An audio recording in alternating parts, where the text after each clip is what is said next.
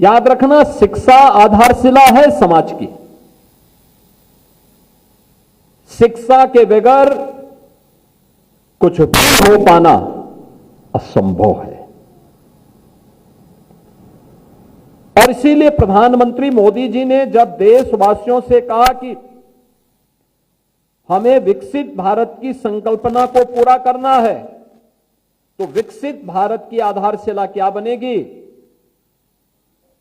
उन्होंने उससे 2 वर्ष पहले भारत को एक व्यावहारिक राष्ट्रीय शिक्षा नीति दी। जिस प्रकार की भारत की शिक्षा नीति भारत पर आधारित होगी, भारत की परंपराओं से पर आधारित होगी, और राष्ट्रीय शिक्षा नीति देश के अंदर लागू की गई।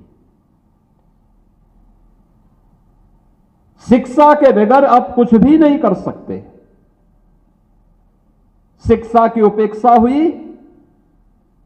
आपने उत्तर प्रदेश को देखा होगा, यूपी बीमारू राज्य हो गया। उत्तर प्रदेश के नौजवानों के सामने, आप जितने शिक्षक यहां पर हैं, आज से 8 साल 9 साल पहले आप भी नौकरी के लिए जब इधर उधर जा रहे होंगे, भटक रहे होंगे, यूपी के बाहर आपके सामने पहचान का संकट आया था।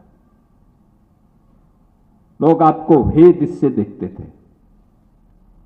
आज मैं मानता हूं, पिछले 9 वर्ष में डबल इंजन सरकार ने जो प्रयास किया, अब कोई आपको पहचान के संकट से गुजरने की आवश्यकता नहीं।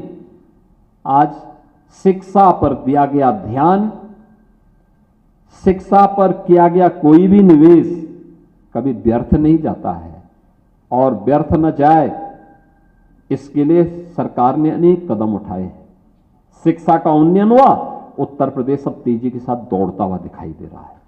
आज आप देख रहे हैं वो यूपी के अंदर माध्यमिक में नकल मुक्त शिक्षा, कोई नकल नहीं। देखो ना, पहले 3 महीने तक माध्यमिक शिक्षा की परीक्षाएं चलती थी। 3 महीना परीक्षा, अगले 2-3 महीने फिर रिजल्ट आने में लगते थे। आधा साल तो गया, बाकी जो बचता था उसमें कुछ पर्व और त्योहार हो गए, कुछ अन्य कोई बात हो गई। पढ़ाई होती कब थी? बड़ी विचित्र सी स्थिति थी। परीक्षा के लिए 3 महीने का मतलब क्या?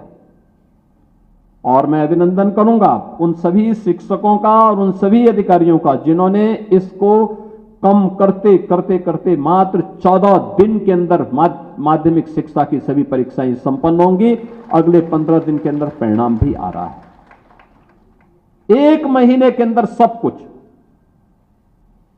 56 लाख बच्चे उसमें परीक्षार्थी के रूप में शामिल होते हैं।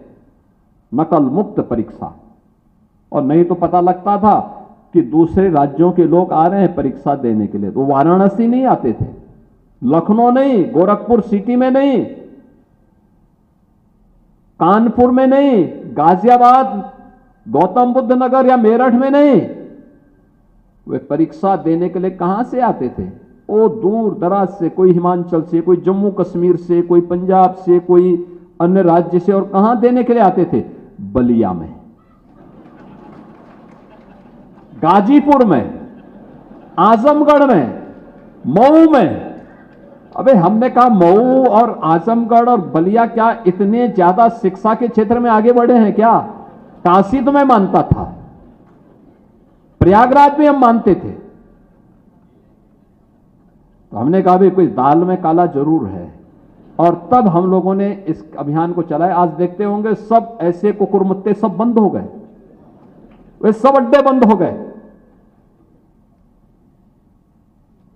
ये इस प्रकार की जो शरारत थी वही तो पहचान का संकट खड़ा करती थी, और यूपी के नौजवानों के भविष्य के साथ भी खिलवाड़ करती थी, और उन लोगों के भी भविष्य के साथ जो आकर के परीक्षा देते।